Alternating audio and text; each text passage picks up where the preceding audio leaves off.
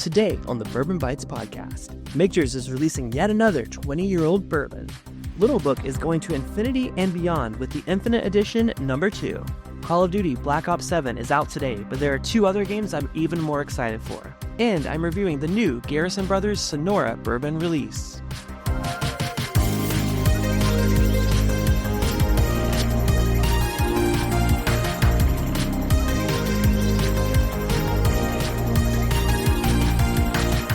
Hello, everyone, and welcome to the Bourbon Bytes podcast. I'm your host, Clifton, and this is the week of Thursday, November 13th, 2025. We're about halfway through the month here and getting close to our end-of-year Top Whiskeys of the Year countdown.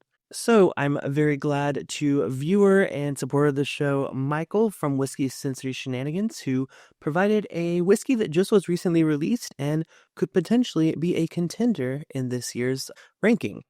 But before we get into that, we do have a little bit of whiskey and video game news that I think you guys should know about. The first of which is a bottle that I probably won't ever see, but maybe some of you will. It is the Michter's 20-year-old bourbon, and it is back for 2025. This is going to be bottled at 114.2 proof, and is going to arrive nationwide, according to them, in December. And they say that each release is timed by the whiskey's readiness than a fixed aging schedule. So it sounds like there is some intervals between the release of this. It's not like it comes out every December, just when they feel it's ready. Now, there's really not much information available for this bottle. Of course, 20-year-old is the minimum age statement, so that means that it's the youngest bourbon in the blend. There's a chance there could be older whiskeys blended in here as well. Now, Michter's warehouses are climate controlled, so they do have a bit more control on these older age whiskeys. I know, once things start getting up there in age, you risk losing lots to angel share, as well as just the intense amount of oak that can make a whiskey over oaked. But it sounds like Michter's has been able to kind of mitigate that. And from all the reviews I've seen of Michter's 20, it doesn't come across as over oaked, which is exciting. And like I said, I would love a chance to try it, but it's one of the ones that, I never see. But if I were lucky enough to see it, it would be for an MSRP for $1,200. Way, way, way, way above my price range. But when you're comparing to other 20-year-old bourbons, a la the Pappy Van Winkle lineup, then that's a fair price. But it's something that I would rather have a, Knob Creek 18, although they do have the Knob Creek 21 that just came out, and I think that's under 500 if I remember correctly. So that's definitely more in line with what I would be looking out for. I'm sure this is great, and I've always felt like Michter's does an amazing job. Even their standard lineup, their core lineup, really is one that I always recommend to folks, especially when they're getting started on, trying differences between like bourbon and American whiskey and rye whiskey. I just think Michter's kind of does really well in all 3 of those categories, particularly their rye whiskey. And it's just always been one that I recommend. So let me know if you've ever had Michter's 20 a year. They don't say how many bottles are coming out this year, but usually it's between 500 to 600 bottles every release. They say it's a nationwide release, but we know only a select few will get their hands on a bottle. Now, another new release that's also in the limited edition category, but maybe not quite as limited. Little Book's The Infinite Edition number 2 is coming out. They say this one blends beams past, present, and future in a single bottle. So if you remember, back in 2024 was when the original Little Book, The Infinite, came out, and this was kind of a celebration of the Beam family. So it combined whiskey that was distilled by Booker No himself, as well as Fred No and Freddie No, and the whiskey was aged from 7 to 20 years old. So this is part 2 of that release. And this one sounds even better. They're combining 7, 10, and 22-year-old bourbons distilled by Booker, Fred, and Freddie, like I said before, and bottling it at 120.8 proof. So we're getting a cask strength, very well aged, at least part of it, whiskey from Jim Beam, which is super, super exciting. I'm a huge fan of Jim Beam, even from their 9-year age statement all the way up to the 18. Haven't had anything really older than that, but I think this would be a release that I am going to absolutely keep my eyes out for. It's going to be released at $200. Of course, that's just the MSRP on it. There's a chance it might be a little bit higher. I think $200 is a very fair price for something that really does celebrate a legacy of some of the greatest names in whiskey making, at least in modern-ish times.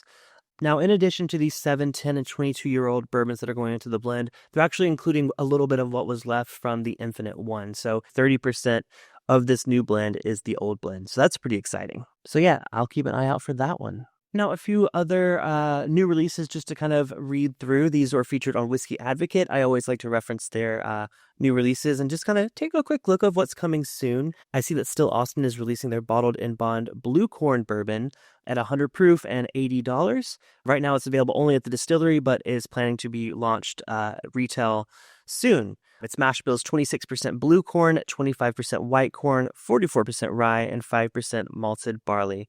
And it is at least 6 years old. So that's really exciting. I love what Still Austin is doing with these different bottled and bond releases, featuring different corn varietals. I know they had a red corn one that was very, very popular.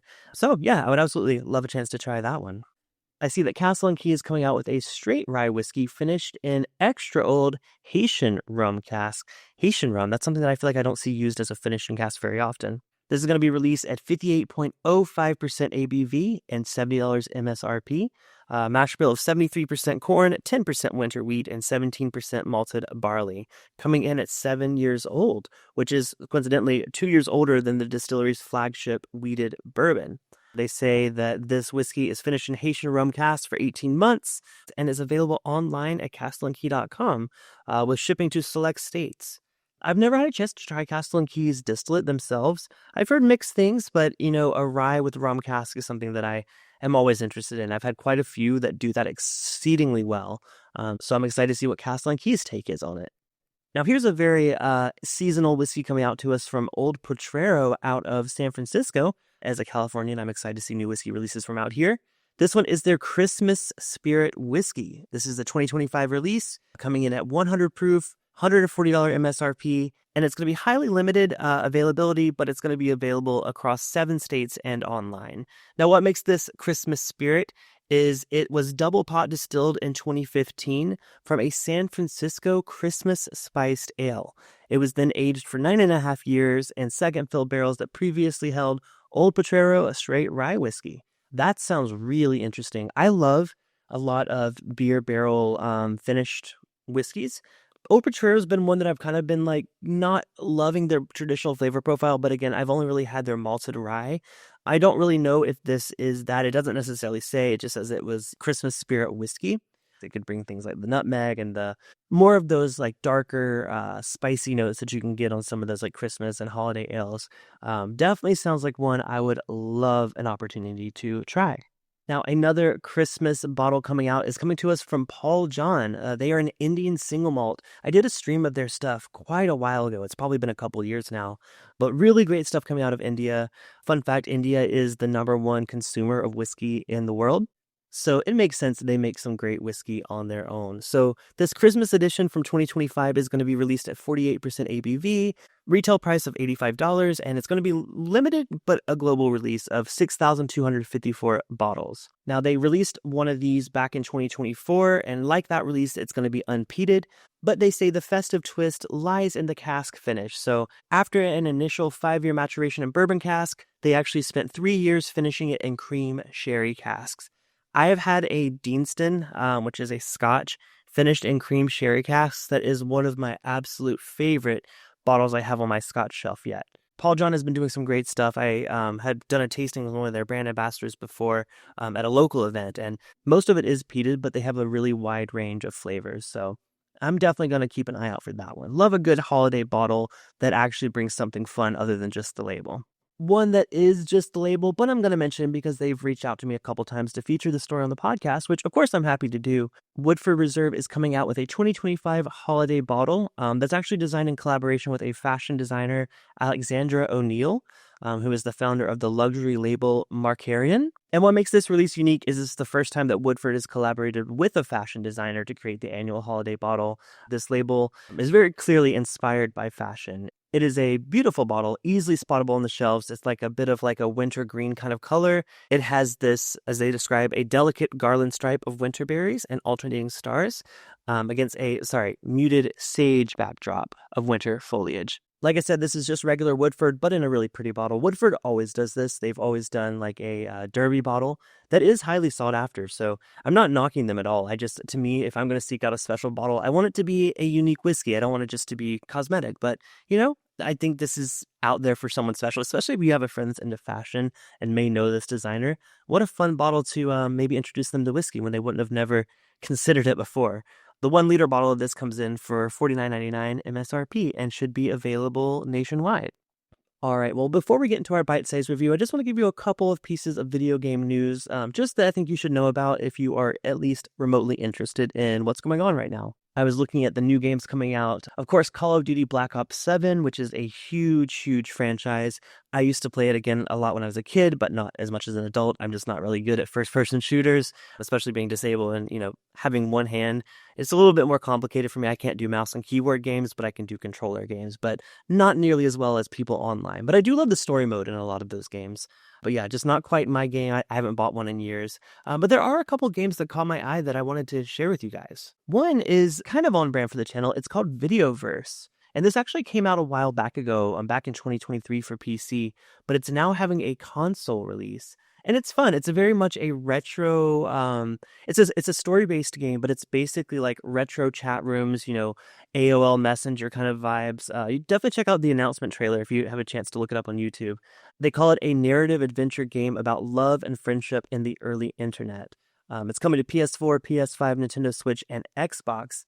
And I love a game with a unique art style. Whether it's nostalgic to you or not, I think it's such a well-designed game. It definitely brings you back to those early 2000s days of the internet, even before that, honestly. It's very much, two-color dual tone, I guess you would say.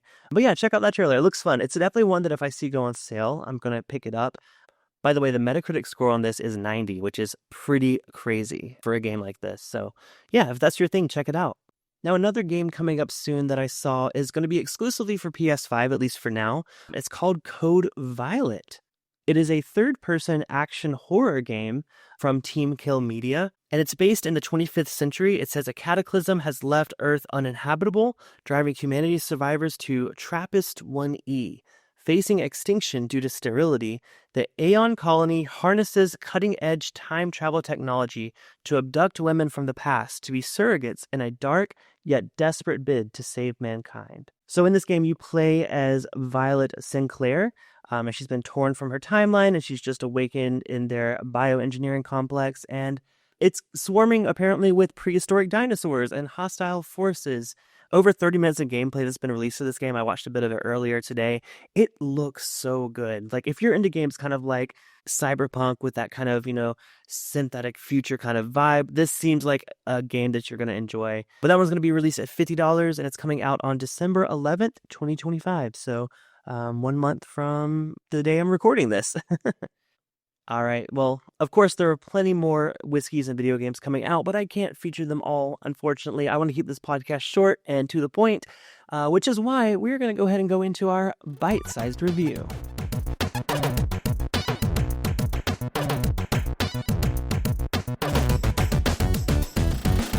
All right. Well, like I said at the top of the stream, this whiskey was sent to me by Whiskey Sensory Shenanigans, Michael, one of the incredible viewers and supporters of the channel. So huge shout out to him. Go check out his channel. He just recently started it up, Whiskey Sensory Shenanigans, over on YouTube. I just subscribed, so you should too. And this is a Garrison Brothers release that just came out. This is called their Sonora Bourbon.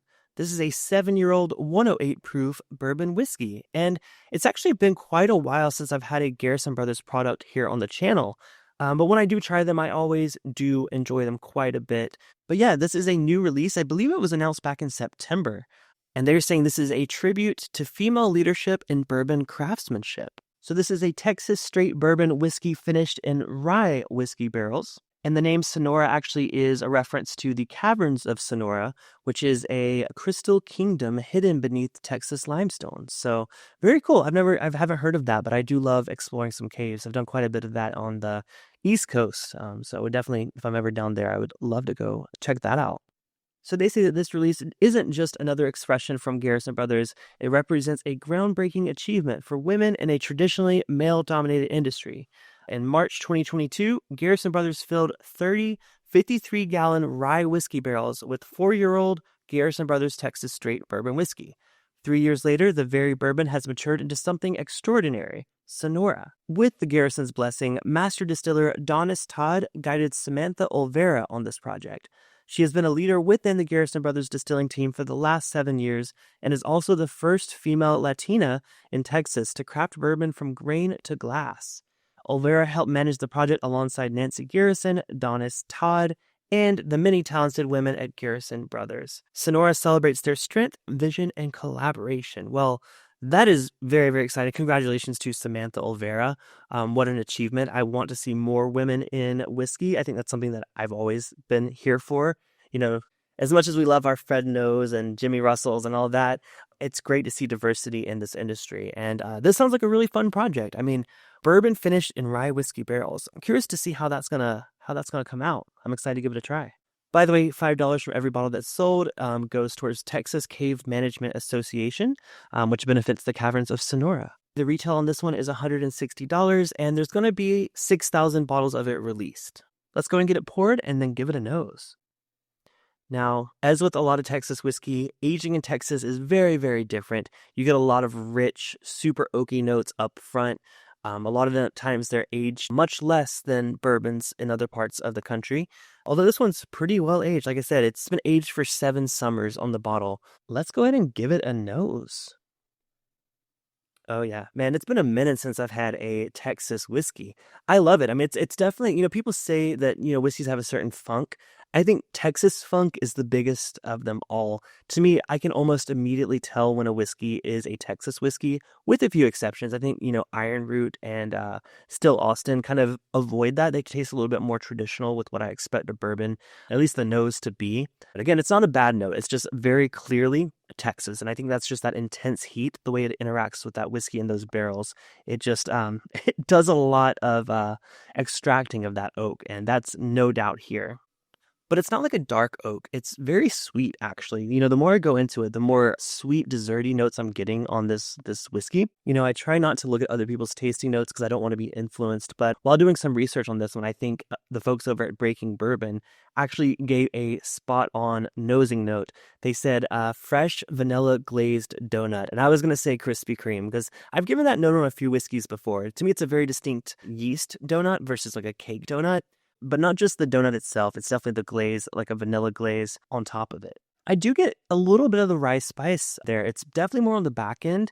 Like I said, you're overwhelmed with that sweet, that oak up front, but a little bit at the end of the nose, there's a bit of a rye spice that kind of hangs around, which could be from the rye in the mash bill, or it could be from those rye finishing barrels. We don't really know.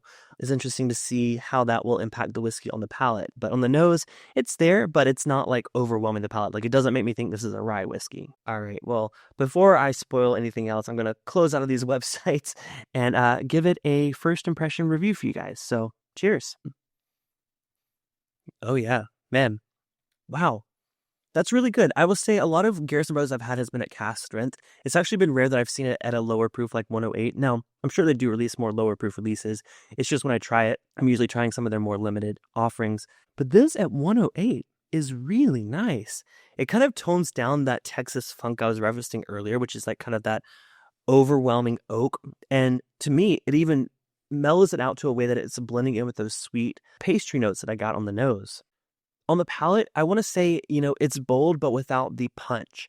It's pretty delicate in terms of flavors, but there's a lot of flavors going on. I'm getting a bit of a black tea there. It doesn't give across that donut nose that I was getting. To me, this is more of a richer, more full-bodied palate. It's got a lot of spice notes, and not necessarily rye spice. I'm getting cinnamon for sure.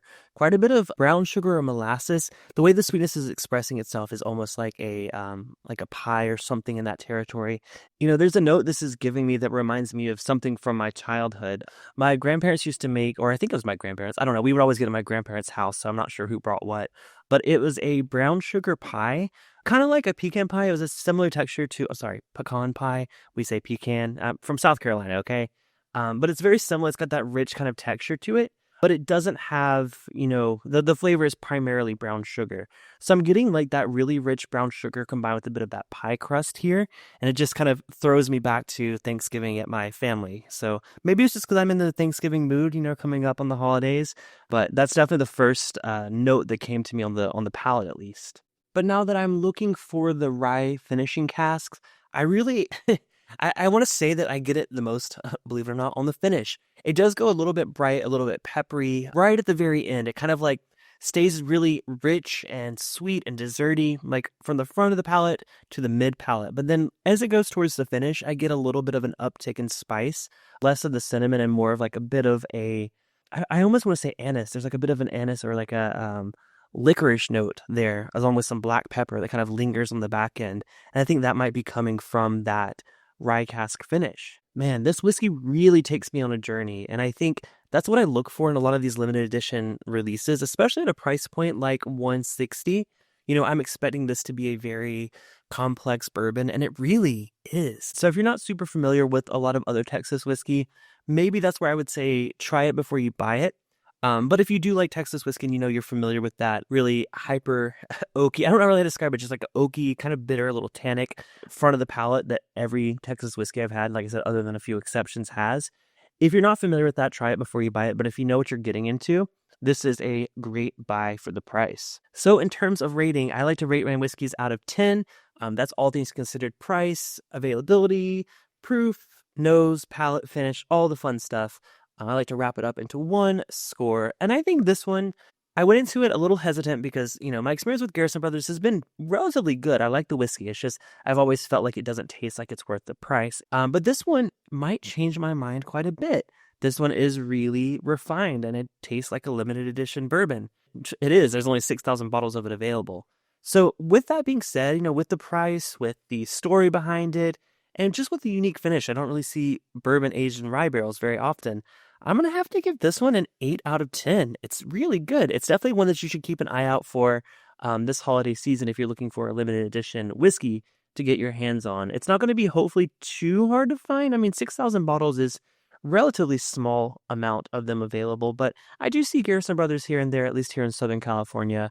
And I think this is a great bottle to share with friends, especially people that may not be into high proof cask strength whiskey. They may really appreciate those more nuanced notes that I'm getting in this. So big shout out to the folks over at Garrison Brothers. Their master distiller, Donis Todd, Samantha Olvera, who else? There's another name, Nancy Garrison. Yeah, huge shout out to the whole team there. You really made a really special whiskey, and I would love a chance to try it again in the future. So thank you, Michael, for sending this sample. I really enjoyed it. If you guys ever have something that you want me to try, please feel free to reach out. I'm happy to accept samples to review here on the podcast or on a live stream. Love trying the bottles that you guys are enjoying, and hopefully you love hearing about my thoughts on them. So thank you all so much for listening. I have a lot of fun live streams coming up on YouTube this week and into the next few weeks. Make sure to subscribe over there, youtube.com/Bourbon Bytes. Tonight, I'm having Nelson Greenbrier Distillery on the channel, as well as some fun guests coming up later this month and into December. So should be a good time. Make sure to subscribe, hit the bell button to be notified every time I go live. But until next time, this has been the Bourbon Bytes podcast, a whiskey podcast with a gaming twist. Cheers, and I'll talk to you guys next episode.